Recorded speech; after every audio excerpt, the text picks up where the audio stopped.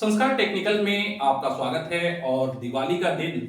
और सबसे पहले तो मैं आप लोगों को हैप्पी दिवाली कहना चाहूंगा, क्योंकि इस दिवाली का ये वीडियो कम से कम झारखंड पॉलिटेक्निक के बच्चों के लिए खास होगा, क्योंकि ये दिवाली आप जानते हैं कि दिवाली प्रकाश का पर्व है। और प्रकाश का पर्व है तो आज के दिन प्रकाश चैप्टर को शुरू करना काफी खूबसूरत होगा, क्योंकि अगर आप प्रकाश को पढ़ेंगे तो जान पाएंगे कि ये प्रकाश का पर्व जो आप बनाते हैं उस प्रकाश की कितनी विशेषता है और प्रकाश के कौन कौन से रिश्तेदार हैं, उनके सारे रिलेटिव्स और इन सभी चीजों को जानेंगे। और सबसे इंपॉर्टेंट कि इस बहाने आप कहीं ना कहीं झारखंड पॉलिटेक्निक की एक बेहतर तैयारी कर पाएंगे, क्योंकि फिजिक्स एक ऐसा चैप्टर मतलब कर सकते हैं सब्जेक्ट है जहां से आप सबसे ज्यादा नंबर स्कोरिंग कर सकते हैं। इसलिए क्योंकि मैथमेटिक्स में भी बहुत सारे एक्सरसाइज, जैसे मैंने बताया था टॉप 5 इस पिछले वीडियोस में बताया हूं, वो ऑलरेडी मैथमेटिक्स का वीडियो स्टार्ट है। और फिजिक्स और केमिस्ट्री के लिए कमेंट हो रहा था कि सर फिजिक्स और केमिस्ट्री के बारे में बता दे, तो मैं कहूंगा फिजिक्स के बारे में तो बस इतना जान लो कि लाइट और इलेक्ट्रिसिटी पूरा कंप्लीट कर लिए मैग्नेट तक, तो 100% की 50 नंबर का जो क्वेश्चन आता है उसमें 40 नंबर आप आराम से कवर करोगे। तो दैट मींस इसमें लाइट और इलेक्ट्रिसिटी मतलब प्रकाश और विद्युत ही पढ़ना है। तो आज मैं प्रकाश चैप्टर शुरू कर रहा हूं जो बहुत ही इंपॉर्टेंट है। तो चलिए समय नहीं बर्बाद करते हैं और स्टार्ट करते हैं। प्रकाश, तो देखिए लाइट को पढ़ने के लिए आपको सबसे पहले प्रकाश, बहुत सारे बच्चों का कमेंट आ रहा था कि सर आप कम से कम हम लोगों को वीडियोस जो बनाते हैं वो थोड़ा सा हिंदी में दीजिए ताकि हम लोग उसको डिटेल समझ पाए। तो आज लाइट चैप्टर को मैं प्रयास करूंगा कि हिंदी में हम लोग इसको थोड़ा सा बताएं आप लोगों को, और हिंदी इंग्लिश मिक्स होगा, ऐसा नहीं है कि सीबीएसई के बच्चों को भी दिक्कत होगी। सबसे पहला तो समझने वाली चीज है कि प्रकाश है क्या, क्योंकि यहां जब तक आप प्रकाश को नहीं समझ पाओगे तब तक आप लाइट चैप्टर को पढ़ नहीं पाओगे। और यहां कुछ नहीं है, बस समझ लो कि एक जैसे थाना पुलिस में चोर सिपाही का खेल होता है ना, बस ऐसा ही हमारे और प्रकाश के बीच की पढ़ाई है। कैसे? तो एक एग्जांपल ले लो कि प्रकाश एक अदृश्य आदमी है। प्रकाश कौन है? एक अदृश्य आदमी जो कहीं ना कहीं इस क्लासरूम में या आपके आसपास बैठा हुआ है। एक अदृश्य आदमी जो कहीं ना कहीं आप बैठ के वीडियो देख रहे हो आपके बगल में ही बैठा हुआ है, जो आपको दिखाई नहीं दे रहा। और उस अदृश्य आदमी के बारे में आपको पढ़ना है कि वो अदृश्य आदमी जो आपके बगल में बैठा है, दिखाई नहीं दे रहा, वो कैसा है, उसके अंदर क्या गुण है, ये सब आपको समझना है। तो कैसे होगा? तो बोलोगे सर आप क्या हम लोग को डरा रहे हैं कि मेरे बगल में कोई अदृश्य आदमी बैठा है। मैं कहूंगा कि आपको यकीन नहीं हो रहा हो तो भाई मेरे बगल में भी यहां पर एक कुर्सी, आप देख लो यहां एक कुर्सी है, यहां पर प्रकाश बैठा हुआ है। तो चलो भाई प्रकाश का स्वागत करते हैं क्योंकि दिवाली का दिन है। तो ये अदृश्य आदमी मुझे दिखाई नहीं दे रहा। आप बोलोगे सर हम लोगों को भी नहीं दिखाई दे रहा है, तो आप अकेले हैं। मैं कहूंगा कि नहीं, यहां बगल में एक अदृश्य आदमी है जिनका नाम है प्रकाश। आप बोलोगे कि सर कैसे प्रूव कीजिए। अगर मान लो कि मैं बोलूंगा प्रकाश भाई साहब आप थोड़ा सा अपनी कुर्सी को घसकाएं, और मान लो कि ये कुर्सी जो आपको दिख रहा है ये अपने आप घसक जाए थोड़ा आगे, और घसकता हुआ एक आवाज आएगा आपको, और घसकता हुआ कुर्सी भी अगर दिखाई दे दिया तो दैट मीन्स अब आपको लगेगा कि सर ने लगता है कि उस कुर्सी पर कोई रस्सी उस्सी बांध रखा है जिसको खींचने के चलते, या मैग्नेट कहीं रखे हैं कि उसको मैग्नेट से वो इधर उधर कर रहे हैं जिससे आवाज कर रहा है। फिर आपके मन में एक आएगा, तो क्योंकि ये चीज होता है साइंटिफिक, सब जानते हैं कि भाई रस्सी उस्सी से खींच लिए होंगे सर, या मैग्नेट वैग्नेट सेट कर दिए होंगे। फिर मैं कहूंगा कि भाई प्रकाश ये लोग को विश्वास नहीं हो रहा है कि आप एक अदृश्य आदमी हो, आप कुछ ऐसा करो कि इनको यकीन हो जाए। अब मान लो, कल्पना करो कि ये मारकर हवा में अपने आप, मैं तो हाथ उठा रहा हूं, ये हवा में ऐसे ही उड़ते हुए आए और इसका ढक्कन खुल जाए और यहां लाइट चैप्टर लिखा जाए, लाइट प्रकाश, और लिखने के बाद ये मारकर अपने आप हवा में, कोई इंसान नहीं, और ढक्कन बंद हो और फिर वो यहां रख जाए। तो चूंकि भाई अभी वीडियो देख रहे हो आप, तो वीडियो में बोलोगे सर कुछ एमुलेशन पे काम किए हैं कि ऐसा ऐसा कर दिए हैं, ठीक है, या ग्रीन पर्दा वाला जो सिस्टम होता है आप शायद ऐसा सोचे। लेकिन फिलहाल अगर ये क्लासरूम में मैं बैठा रहा हूं और ऐसे ही आपके सामने अगर ये मारकर अपने आप हवा में उड़ता है, ढक्कन खुले और ऐसा हो, तो शायद कुछ लोगों को, सबको तो नहीं, कुछ लोगों को यकीन होने लगेगा कि सर कोई अदृश्य आदमी तो है जो कहीं ना कहीं मार्कर को खोल रहा है और लिख भी रहा है। तो ये अदृश्य आदमी के बिना तो मार्कर ऐसे उड़ता नहीं हवा में, ढक्कन खुलता नहीं, लिखाता नहीं। तो फिर उनको एहसास होने लगेगा कि भाई कोई अदृश्य आदमी है।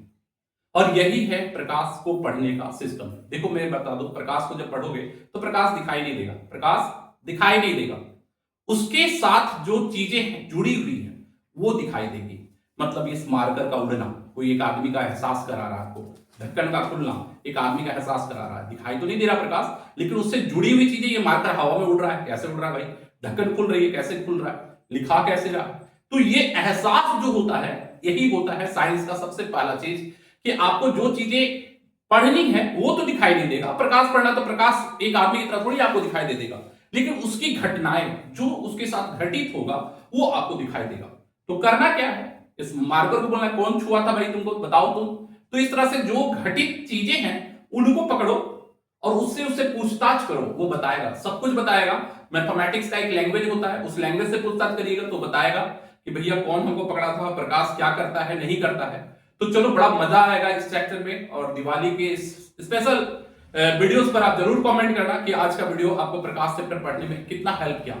तो चलो ध्यान देते हैं। अब होता क्या है कि जब ये अदृश्य प्रकाश किसी भी वस्तु पर पड़ता है, एक ईंटा लाल रंग का, एक ईंटा, अब लाल रंग का बोल रहे हैं कि ईंटा लाल रंग का होता है, यहां लाल रंग का ईंटा नहीं दिखा रहा हूं, जब आपको दिखाई देता है तो होता क्या है, बोलोगे सर हमें मालूम है सूर्य के प्रकाश में 7 कलर होती है, ठीक है, और ये 7 कलर में से जो प्रकाश निकल रहा है वो वस्तु पर पड़ रहा है, और 6 रंगों को तो सर ये अवशोषित कर लेता है, एब्जॉर्ब कर लेता है, 6 रंग तो इसके अंदर आ जाते हैं, और एक कलर को रिफ्लेक्ट करता है, और मान लीजिए लाल को रिफ्लेक्ट कर रहा है रेड कलर, तो ये वस्तु आपको लाल दिखाई देती है। दैट मीन्स आप क्या बोल रहे हो कि कोई भी वस्तु इस धरती पर, जितनी वस्तुएं जो रंग बिरंगी दिख रही है, लाल गुलाब कैसे दिख रहा है, तो सूर्य की 7 रंगें जब उसमें जा रही है तो वो 6 रंग को अपने अंदर रखकर लाल को रिटर्न कर रहा है, उसकी हरी पत्तियां हरा को रिटर्न कर रहा है। तो इस तरह से इस संसार में जो भी चीजें दिख रही है वो एक रिफ्लेक्टर है, परावर्तित करने वाली वस्तु है जो परावर्तित कर रही है। ये मैंने दुनिया रंग बिरंगी जो दिख रही है, ये दुनिया रंग बिरंगी नहीं बल्कि दुनिया रंग बिरंगे रंगों को परावर्तित कर रही है। मतलब कि हर जगह परावर्तन छुपा हुआ है।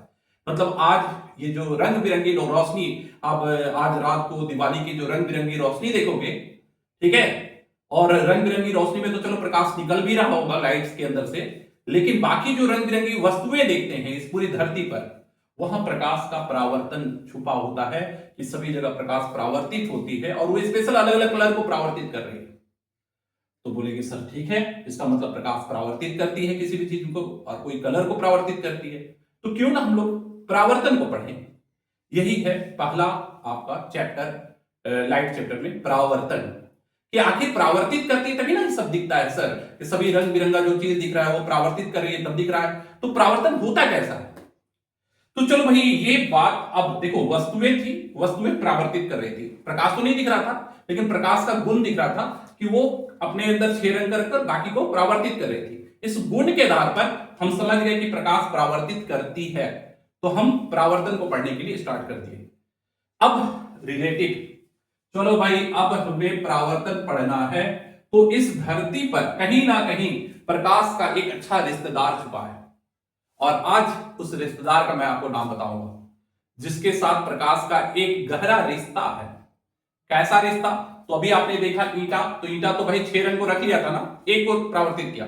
मैं चाहता था कि एक ऐसा वस्तु मिले मुझे इस धरती पर जो प्रकाश के कोई रंग को रखे नहीं, सबको परावर्तित करे, सबको लौटा दे, ठीक है। और ये मैं सोचते सोचते सवेरे उठा कि भाई ऐसा कौन सा वस्तु है हमारे आसपास जो प्रकाश के सभी वस्तु को लौटा दे।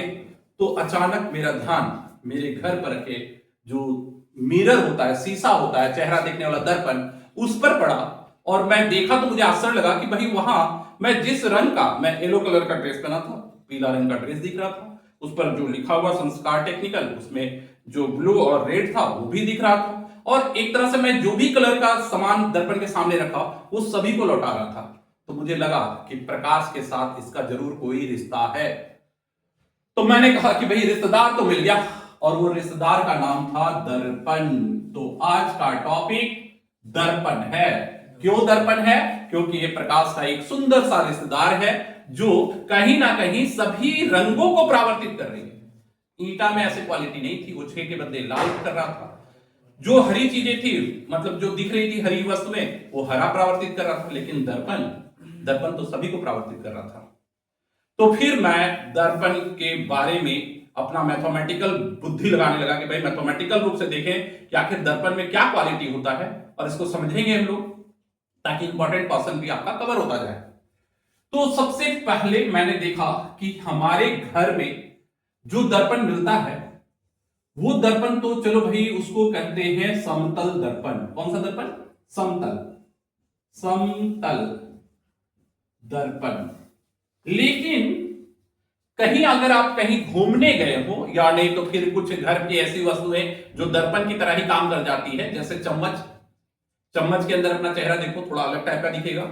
या कभी कभी कुछ गाड़ी होते हैं जिसमें ऊपर में बड़ा शाइनिंग रहता है, उसके ऊपर भी चेहरा देखो तो बहुत अलग टाइप का दिखता है। तो इस तरीके से आप देखोगे तो दर्पण का भी तीन प्रकार है। ये तो समतल है, समतल के बारे में आज हम लोग पढ़ेंगे ही। और साथ में एक होता है गोल टाइप का, जिसके अंदर आप चेहरा देखो तो बहुत अजीब टाइप का चेहरा दिखता है, बड़ा सा दिखता है। और ये जो दर्पण है इसका नाम है अवतल, इसका नाम है अवतल। और एक और दर्पण होता है ठीक इसी के विपरीत, इसमें बाहर रंगा रहता है और अंदर प्रकाश लौटता है। और एक होता है उत्तल, जिसमें अंदर रंगा होता है और ऊपर से लौटता है, उत्तल। मैंने बहुत सारे बच्चों को देखा है कि वो अवतल और उत्तल में बहुत कंफ्यूज कर जाते हैं। ठीक है, अब भाई मैं कॉन्केव और कॉन्वेक्स मैं नहीं बता रहा, हिंदी में एक ट्रिक दे रहे हैं बड़ा सुंदर सा, कि आप कैसे पता करोगे कि कौन अवतल है और कौन उत्तल है। इसका सबसे सरल रूप, आप इसका पहला लेटर पकड़ लीजिएगा। पहला लेटर अ है ना, बस याद रखना कि जिसमें प्रकाश अंदर से, गोलीय भाग जिसमें प्रकाश अंदर से लौटने का क्वालिटी होता है, वो अवतल होता है। अ से अवतल, अ से अंदर, तो जिसमें प्रकाश अंदर लौटेगी अवतल होगा। और ऊ से ऊपर होता है, तो इसमें देखो अंदर पेंट किया हुआ है, और ऊपर जिसमें प्रकाश लौटेगी वो उत्तल होगा। तो मोटे तौर पर जब हम दर्पण की बात किए तो दर्पण मुझे तीन प्रकार का दिखाई दिया। एक तो घर वाला जो समतल है, और एक अवतल और एक उत्तल। खासकर अवतल और उत्तल को जब देखेंगे तो प्रकाश की और बहुत नई नई चीजें पता चलेगी। अब बोलोगे सर क्या नया पता चलेगा? मैंने देखा है अक्सर प्रैक्टिकल का भाव हमारे भारत में बहुत ज्यादा है, और मैं इस पर बहुत जल्द ही एक न्यू सीरीज भी लेकर आने वाला हूं, जिसमें आपको लाइव सारे प्रैक्टिकल्स देखने को मिलेंगे। बहुत ही खूबसूरत होगा वो वीडियो का सीरीज, जहां आप उसको देखकर समझ पाएंगे कि प्रैक्टिकल रूप में कौन कैसा होता है। लेकिन चलिए मैं इसका एक उदाहरण देता हूं। देखो बच्चे, ये समतल दर्पण तो आपके घर में है ही। आप लोग प्रत्येक लोग चेहरा देखते हैं, शीशा के सामने खड़े होते हैं, अपना चेहरा देखते हैं, बाल झाड़ते हो, जो भी करते हो। लेकिन ये समतल दर्पण तो आप देखते ही हो। अवतल दर्पण आपने ज्यादातर देखा नहीं होगा, और अगर देखे भी हैं तो उसके बारे में शायद उतना नहीं समझ में आया होगा, जहां मैं एक बड़ा अच्छा चीज समझा रहा हूं। मुझे कोई बच्चे बताएंगे, मैं बहुत बच्चों से पूछा हूं, इसलिए मैं आप लोगों से भी इस बात को शेयर करता हूं कि प्रतिबिंब किसको कहते हैं। आपने देखा ना, दर्पण के अंदर जो चेहरा दिख रहा है प्रतिबिंब है। तो फिर बोलोगे सर प्रतिबिंब तो दो प्रकार का होता है, एक वास्तविक और दूसरा काल्पनिक। तो अब अगर मैं आपसे पूछूं कि भाई इमेज जो दो तरह का होता है, रियल एंड वर्चुअल इमेज, वास्तविक और काल्पनिक, तो मैं अगर आपसे पूछूं कि बताओ वास्तविक प्रतिबिंब किसे कहते हैं और काल्पनिक प्रतिबिंब किसे कहते हैं, यहां अक्सर मैंने बच्चों को बहुत ही ज्यादा उलझते हुए देखा है। और शीशे के अंदर जो चेहरा देख रहे हो वो क्या है, वास्तविक प्रतिबिंब है या काल्पनिक प्रतिबिंब है? अब बच्चे अगर पढ़े हैं और रट लिए हैं, तो रटा हुआ तो उनको समझ में आता है, तो बोलते हैं कि भाई समतल दर्पण में काल्पनिक प्रतिबिंब बनता है, तो जो अंदर शीशा के अंदर जो चेहरा हो रहा दिख रहा है वो काल्पनिक है। तो मैं कहूंगा अच्छा, समतल दर्पण में घर में जो चेहरा देख रहे हो और जो शीशा के अंदर आपको चेहरा आपका डिटो दिखाई दे रहा है वो काल्पनिक है अगर आप कह रहे हो, तो बताओ वास्तविक कौन है? तो बच्चा कंफ्यूज कर जाता है कि भाई दर्पण के अंदर जो चेहरा दिख रहा है वो तो काल्पनिक है, वास्तविक कौन है? तो फिर किताब खोलकर पलटे हुए किताब में बोलेगा कि वो प्रतिबिंब जो दर्पण के पीछे नहीं बनकर दर्पण के आगे बनता है। तो आप बोलोगे दर्पण के आगे कैसे बनता है? हम लोग तो देखे हैं शीशा में हमेशा अंदर ही जमता है, ऐसा देखे हो क्या कि शीशा के अंदर देख रहे हो और चेहरा आगे बन रहा है? ऐसा तो दिखा नहीं है। तो फिर बच्चा कंफ्यूज कर जाता है कि सर काल्पनिक तो जानते हैं, वर्चुअल इमेज तो जानते हैं, रियल कैसा होता है? तो इस पर मेरी पहले मैंने एक वीडियो डाला था, मैं प्रयास करूंगा कि उस वीडियो का लिंक मैं इसमें जरूर शेयर कर दूं, प्रैक्टिकल का जो मैंने दिखाया है बच्चों को। और वो वास्तविक कहां होता है? वो वास्तविक होता है अवतल दर्पण में। किसमें होता है? अवतल दर्पण में। तो जब आप अवतल दर्पण देखेंगे, बड़ा ही शानदार होता है इसका सीरीज। जब आप अवतल दर्पण में खड़ा होंगे, मैंने मान लो एक अवतल दर्पण मेरे सामने है, ये अवतल दर्पण है, मैं यहां खड़ा रहूं और मैं शीशा के अंदर देखूं एक डिस्टेंस पर, तो शीशा के अंदर मेरा चेहरा दिख ही नहीं रहा। और जानते हो कहां दिख रहा है? तो आपके सामने अगर एक सफेद पेपर है, जैसे मान लो एक सफेद पेपर है आपके पास, और उस सफेद पेपर को आप यहां खड़ा कर दो और ऐसे देखो, ये दर्पण है और ये है सफेद पेपर, और जब उस पे देखो तो आपका जो चेहरा, जो कलर पहने हुए, वो कलरफुल फोटो, जैसे फोटो खींचा हुआ रहता है ना, वैसा कलरफुल फोटो उल्टा आपको इस कागज पर बनकर दिखेगा। माने मैं यहां खड़ा हूं, ये अवतल दर्पण है और एकदम कलरफुल फोटो एकदम कागज पर बना हुआ दिखेगा, जैसा कि लगेगा कोई फोटो चिपका हुआ मेरा।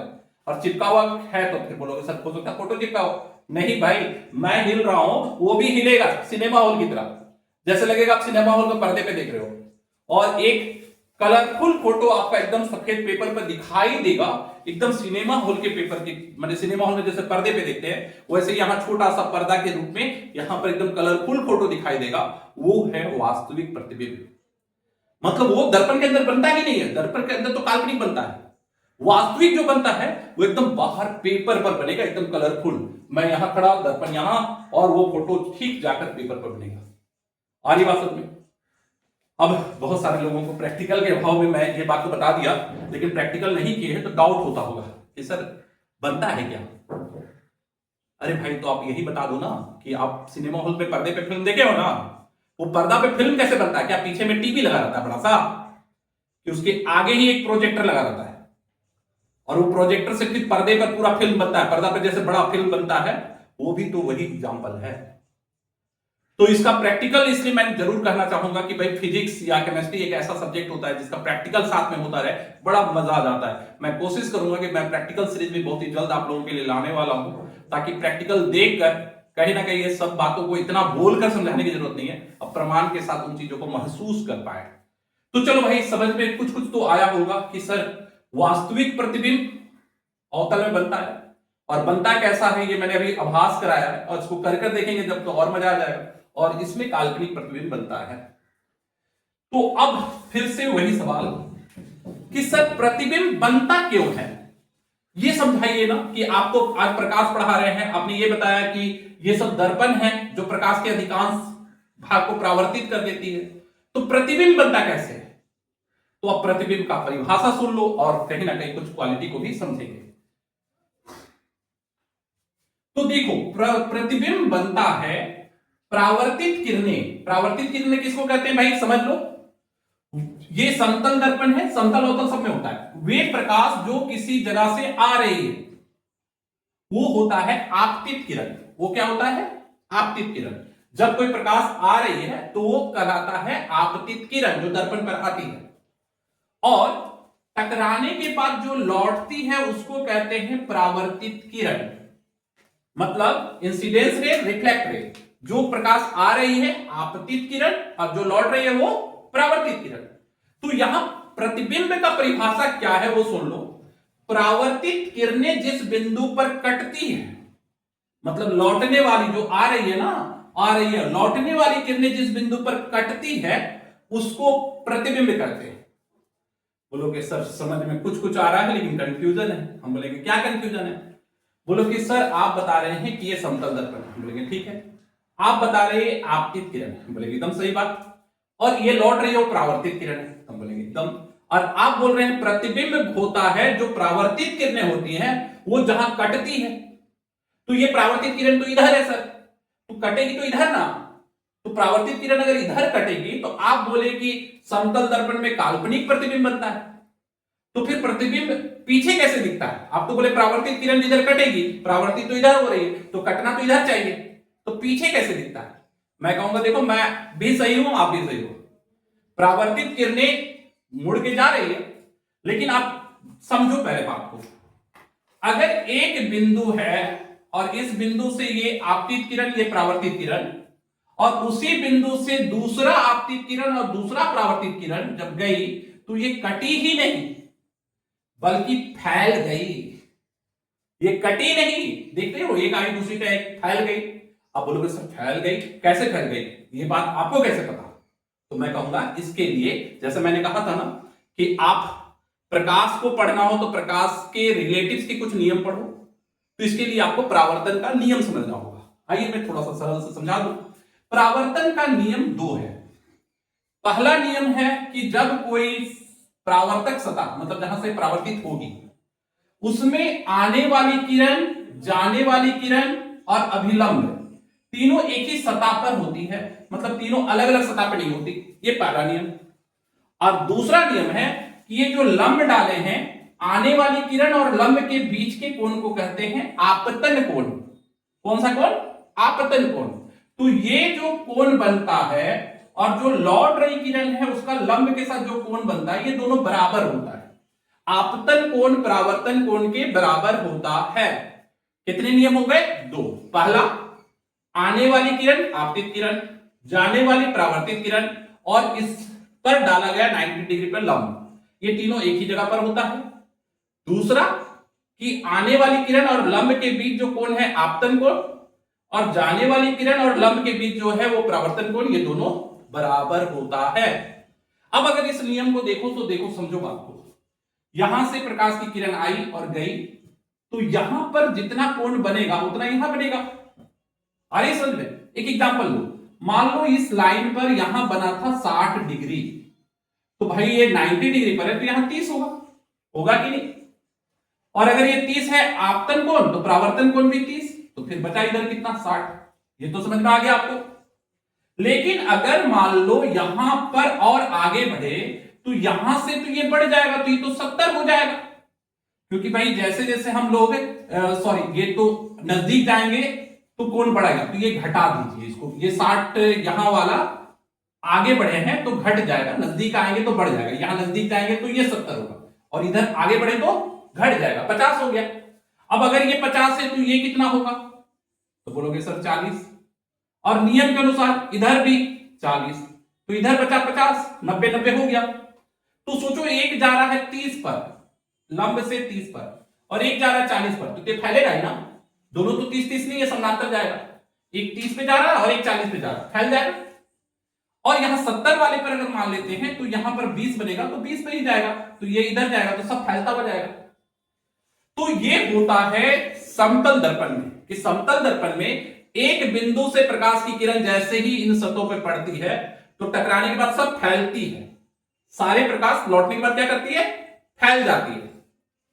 जिसको अब आप बोलोगे सर प्रतिबिंब कहां बनेगा? प्रतिबिंब तो कहे थे कि जो प्रकाश लौट रही है वो जहां कटेगी तब प्रतिबिंब बनेगी। हम बोले एकदम सही बात है। तो देखो होता क्या है, यहीं पर बनता है काल्पनिक प्रतिबिंब, क्योंकि रियल में सब फैल गया लेकिन पीछे सब कटता हुआ दिखता है, पीछे सब कटता हुआ दिखता है। इस बिंदु का यहां से अगर इंसान अपने आंखों से देखे तो उसको सारे प्रकाश लगता है पीछे कोई बिंदु से आ रहा है, और ये बिंदु यहां नहीं दिखकर उसको अंदर दिखता है, और इसी को कहते हैं प्रतिबिंब। जो चेहरा आपको शीशा के अंदर दिख रहा है वो वास्तव में आपके चेहरे से टकराकर लौटने वाली फैली प्रकाश की किरण है, जो कहीं ना कहीं अंदर कटती हुई दिख रही है। और एक एक बिंदु मिलाकर जैसे आपका पूरा चेहरा बना वैसा अंदर में पूरा प्रतिबिंब बनता है, और आपको एक अंदर में पूरा प्रतिबिंब दिखाई देता है।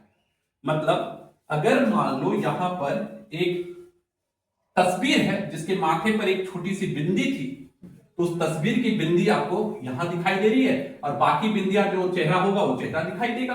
तो इस तरह से आपको पूरा का पूरा सभी बिंदुओं के मिलने से प्रतिबिंब बन जाता है। ये हो गई समतल दर्पण के अंदर जो चेहरा दिखता है उसका कारण।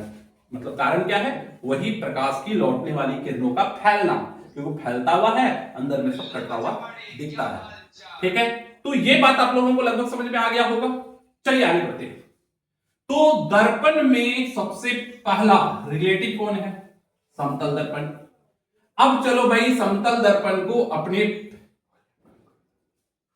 थाने में ले आते हैं। बोले सर थाना, मैंने कहा था ना कि चोर सिपाही वाला खेल है भाई, ये पूरा लाइट चैप्टर। तो समतल दर्पण को आप बुलाइए, उसको साथ में रखिए और उसके साथ बहुत सारा प्रयोग कीजिए। प्रयोगशाला बड़ा इंपॉर्टेंट चीज है।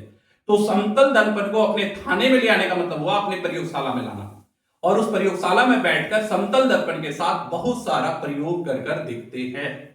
आइए प्रयोग स्टार्ट करते हैं।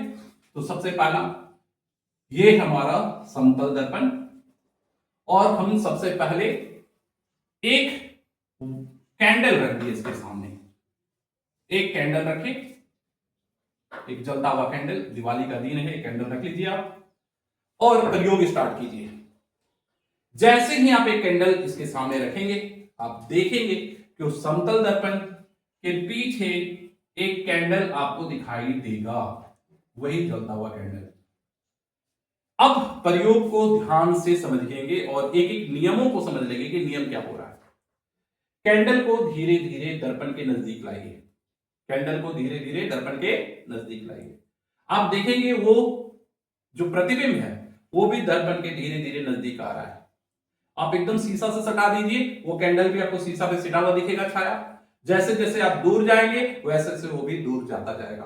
कहने का मतलब कि इसकी दूरी, जिसको U से इंडिकेट करते हैं वस्तु दूरी, दर्पण से वस्तु की दूरी क्या कहलाता है? वस्तु दूरी। तो वस्तु दूरी जितनी है प्रतिबिंब की दूरी भी उतनी ही है।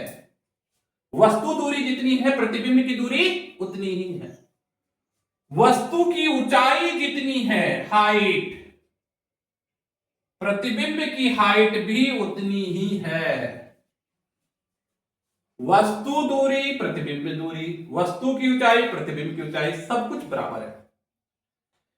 इसको मैथमेटिकल रूप में पढ़ाने के लिए, क्योंकि मैंने कहा है कि जब भी आप कोई प्रयोग करेंगे तो उसको मैथमेटिक्स में जरूर देखिए। तो इसको कहां ले जाने की जरूरत है? इसको निर्देशांक ज्यामिति, कोऑर्डिनेट ज्योमेट्री में ले जाइए।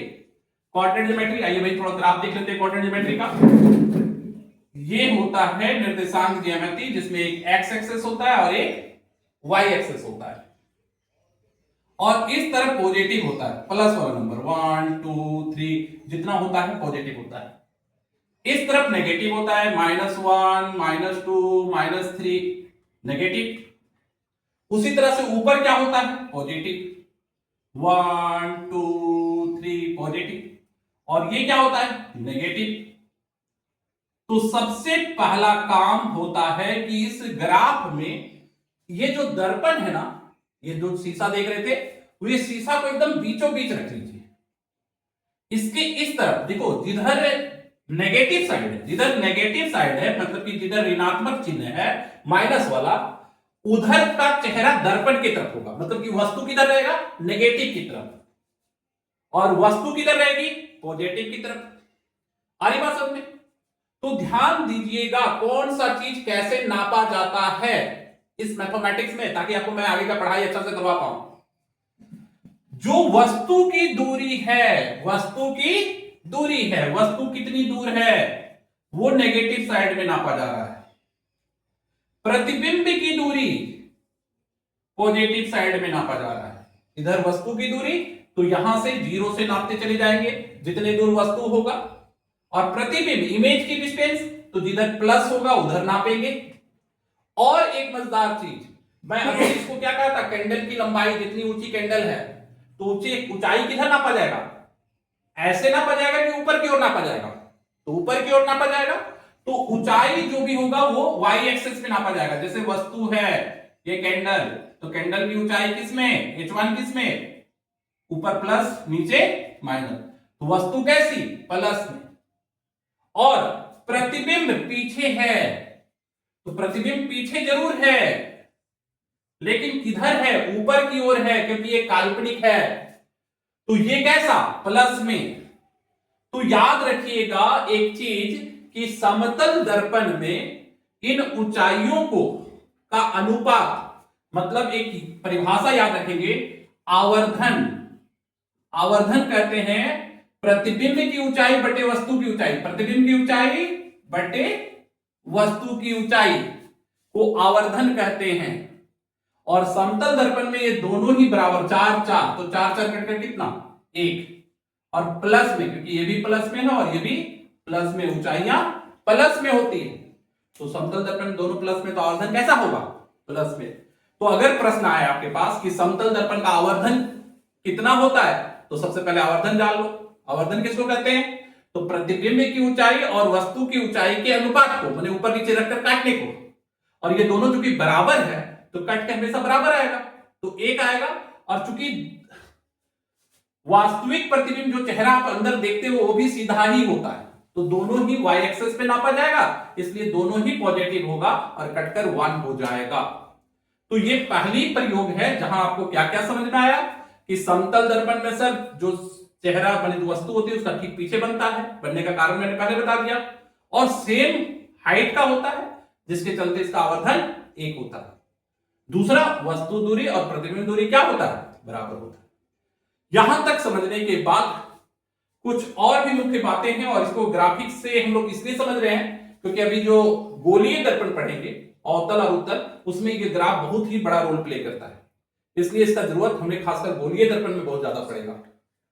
तो भाई ये एक बात हो गई, और समतल दर्पण के अंदर अभी बहुत सारी बातें हैं, तो चलो अब मैं थोड़ा स्पीड में लेकर चलता हूं, एक एक चीज को थोड़ा फटाफट बता देते हैं ताकि आज के वीडियो में कम से कम मेन टॉपिक कंप्लीट हो जाए। समझने की बातें मैंने बहुत कुछ समझाया है, तो इंपॉर्टेंट बातों को एक बार हल्का रिपीट करते हैं। सबसे पहला, समतल दर्पण में वस्तु की ऊंचाई दूरी बराबर होती है, u और v दोनों बराबर होते हैं सेम साइज की, माइनस प्लस में तो अंतर होता है लेकिन दोनों बराबर होता है। H1 और H2 भी बराबर होता है जिसके चलते आवर्धन कितना होता है 1 होता है, यहां तक बता दिए थे। इसके बाद अब अगर हम लोग यहां देखें तो और कुछ बातें हैं, जैसे किसी समतल दर्पण में कोई आदमी अगर v वेग से चल रहा हो तो उसका प्रतिबिंब जो है उसको दिखाई कैसा देता है, 2v वेग से। ये टॉपिक्स है। फिर उसके बाद अभी बहुत सारे टॉपिक्स हैं जो मुझे बताने हैं। समतल दर्पण में दो समतल दर्पण के बीच कितने प्रतिबिंब बनते हैं, तो ऐसे करीब करीब 12 टॉपिक्स होंगे जो समतल दर्पण के होंगे। तो मुझे लगता है कि आज का ये पहला वीडियो है जो एक इंट्रो वीडियो है, जहां मैंने आपको ये समझाने का प्रयत्न किया है कि प्रकाश क्या होता है, दर्पण कैसे कैसे होते हैं और दर्पण को किस प्रकार से पढ़ा जाता है। अगला टॉपिक पॉइंट टू पॉइंट होगा, मतलब कि इस टॉपिक में कुछ ज्यादा ही लेक्चर हो गया है, तो अगले टॉपिक में हम लोग जितने भी 12 पॉइंट्स हैं समतल दर्पण के, वो सभी पॉइंट को एक एक कर समझेंगे, उसके न्यूमेरिकल कैसे आते हैं, उसका क्वेश्चन आंसर कैसा आता है, और वो सब समझेंगे ताकि हम लोग एग्जाम में अच्छे से प्रश्नों को बना पाए। तो चलिए आज के लिए इतना ही। अगले वीडियो के लिए लाइट चैप्टर के लिए आप जरूर कमेंट करेंगे कि सर आप लोगों को इंग्लिश में चाहिए या हिंदी में, और इसके बारे में मुझे बताएंगे ताकि मैं आप लोगों को उस तरह का वीडियो उपलब्ध करा पाऊं। तो आज के लिए इतना ही, अगले वीडियो में फिर मिलते हैं, तब तक के लिए जय हिंद जय भारत।